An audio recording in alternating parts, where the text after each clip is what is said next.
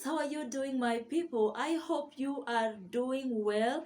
Thank you so much for clicking on this video. Welcome back to this channel. If you are watching me for the first time, welcome here. My name is Esther Mosembi. This is Reflection World, and this is where we talk about the common things that we go through every day and they affect our lives. Now, from the title of this video, today we are going to talk about premarital sex. And I want us to have a very open discussion about it, dig deep into it, and come up with truths about premarital sex, because there has been a lot of narratives around it.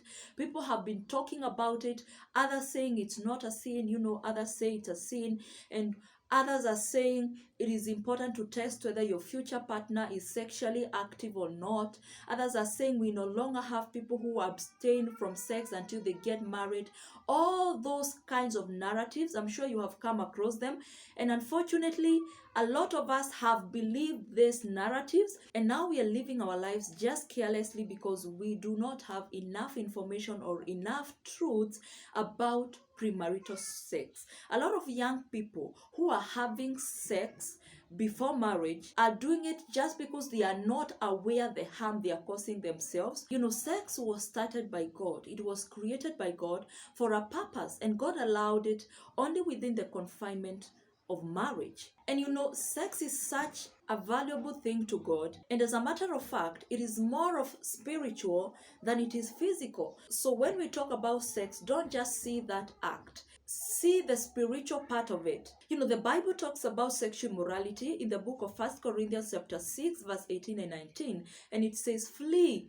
In other words, run away from sexual immorality, because any other sin a man commits outside the body, but the sin of sexual immorality you commit against your own body. And some versions of the Bible, like King James Version, is very specific, and it's talk about fornication.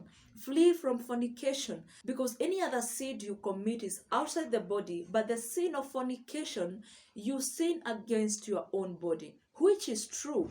What I know now that I didn't know then is that sex is such a valuable thing that someone who has not committed themselves to marriage does not deserve. To you beautiful girls out there and gentlemen, sex is so valuable that nobody deserves to get it from you if they have not made that lifetime commitment of marriage to you. And making a commitment is not courtship.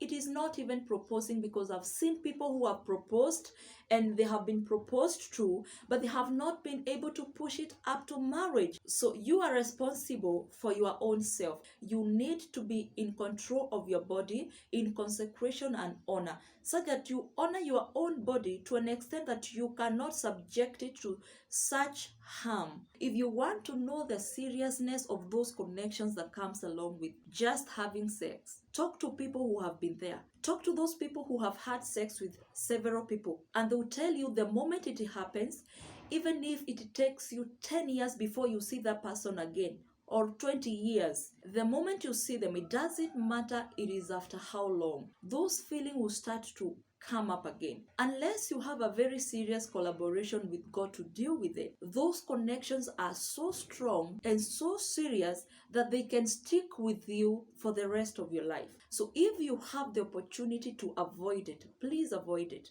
And especially young girls, they are the most vulnerable, because most of the results of premarital sex affects girls more, or they are more evident to girls than to gentlemen.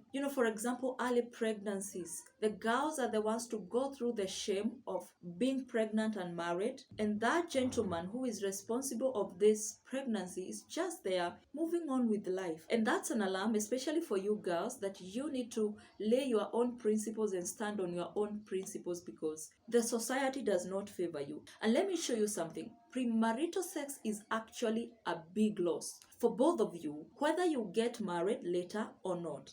And I'll show you how. If you indulge in premarital sex and later get married, you will always see this person as someone who is not able to control themselves. So that tells you trust to be a struggle in that marriage. Even worse, if you indulge into premarital sex and end up not getting married, and I'm telling you, you never have a guarantee that you get married to that person.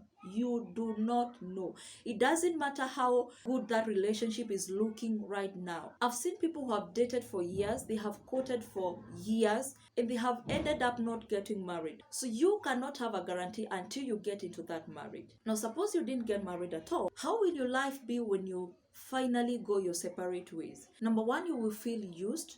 You feel taken advantage of. Even when you get into the right relationship in future and eventually get married, you will always feel guilty. You feel like you wasted yourself. You feel like you have messed your life. You feel like you should have preserved yourself for your partner. So before you put yourself in this kind of a harm, before you risk getting pregnant early, before you risk living the rest of your life in regret and guilt, before you risk living the rest of your life in hatred because you feel someone took advantage of you and they wasted your life, change your ways now. And if by the grace of God, as a young lady or a young gentleman, you have been able to abstain until now, thanks to God, hold on until the end. Now, thank you so much for watching. I hope it's helpful. Leave your comment down below. You can give this video a thumbs up, and you can subscribe to this channel if you have not subscribed, so that you will always be notified anytime I upload a new